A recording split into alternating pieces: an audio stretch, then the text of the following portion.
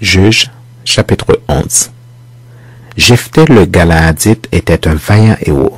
Il était fils d'une femme prostituée, et c'est Galaad qui avait engendré Jephthé.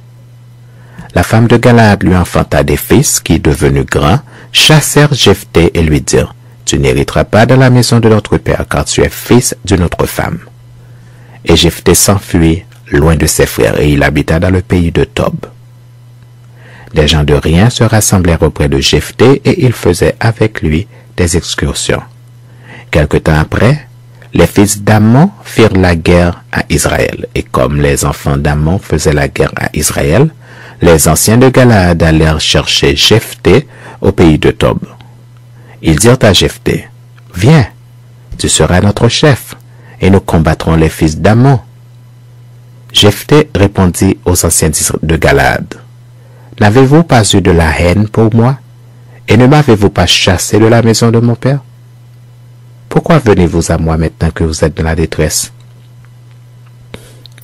Les anciens de Galaad dirent à Jephthé, « Nous revenons à toi maintenant afin que tu marches avec nous, que tu combattes les fils d'Ammon et que tu sois notre chef, celui de tous les habitants de Galaad. » Jephthé répondit aux anciens de Galaad, « Si vous me ramenez pour combattre les fils d'Ammon, et que l'Éternel les livre devant moi, je serai votre chef. » Et les anciens de Galaad dirent à Jephthé, « Que l'Éternel nous entende et qu'il juge si nous ne faisons pas ce que tu dis. » Et Jephthé partit avec les anciens de Galaad.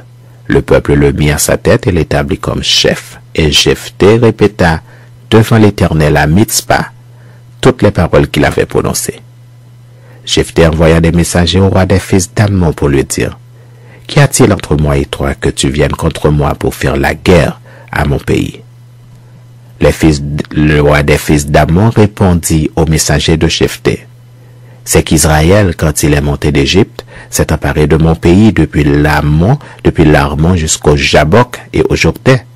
Rends-le maintenant de bon gré. » Jephthé envoya de nouveau des messagers au roi des fils d'Ammon pour lui dire, « Ainsi parle Jephthé.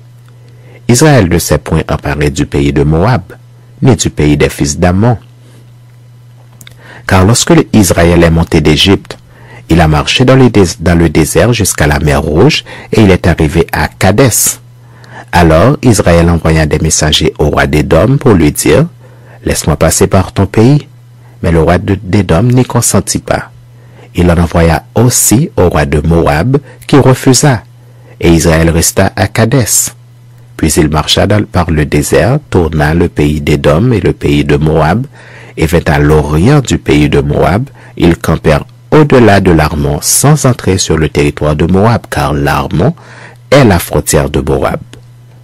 Israël envoya des messagers à Sion, roi des Amoréens, roi de Hesbon, et Israël lui dit, « Laisse-nous passer par ton pays jusqu'au lieu où nous allons. » Mais Sion n'eut pas assez confiance en Israël pour le laisser passer sur son territoire. Il rassembla tout son peuple, campa à Jahath et combattit Israël. L'Éternel, le Dieu d'Israël, livra Sion et tout son peuple entre les mains d'Israël, qui les battit. Israël s'empara de tout le pays des Amoréens établi dans cette contrée. Ils s'emparèrent de tout le territoire des Amoréens depuis l'Arnon jusqu'au Jabbok et depuis le désert jusqu'au Jourdain.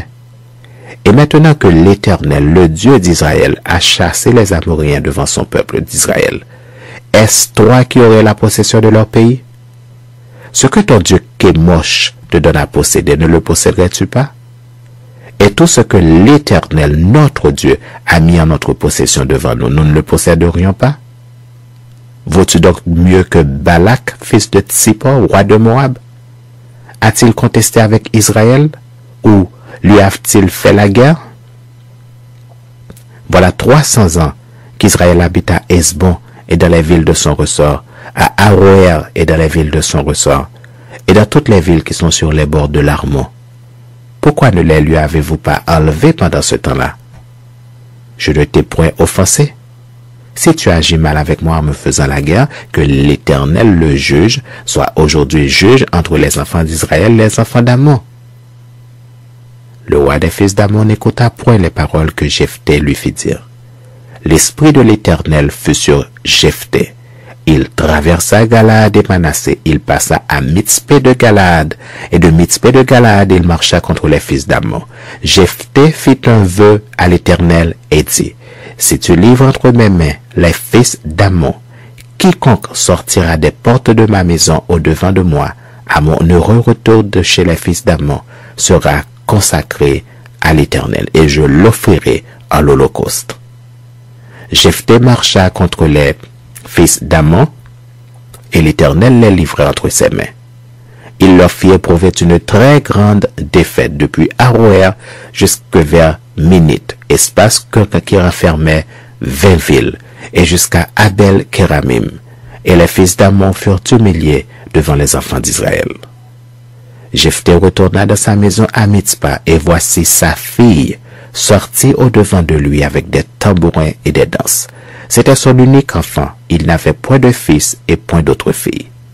Dès qu'il la vit, il déchira ses vêtements et dit, « Ah, ma fille, tu me jettes dans l'abattement. Tu es au nombre de ceux qui me troublent. J'ai fait un vœu à l'Éternel et je ne puis le révoquer. » Elle lui dit, « Mon père, si tu as fait un vœu à l'Éternel, traite-moi selon ce qui est sorti de ta bouche. Maintenant que l'Éternel t'a vengé de tes ennemis des fils d'Ammon. » Et elle dit à son père, « Que ceci me soit accordé. Laisse-moi libre pendant 2 mois. Je m'en irai, je descendrai dans les montagnes, et je pleurerai ma virginité avec mes compagnes. » Il répondit, « Va. » Et il la laissa libre pour 2 mois. Elle s'en alla avec ses compagnes, et elle pleura sa virginité sur les montagnes. Au bout des 2 mois, elle revint vers son père, et il accomplit sur elle le vœu qu'il avait fait. Elle n'avait point connu d'homme. Dès lors s'établit en Israël la coutume que tous les ans, les filles d'Israël s'en vont célébrer la fille de Jephthé le Galaadite 4 jours par année.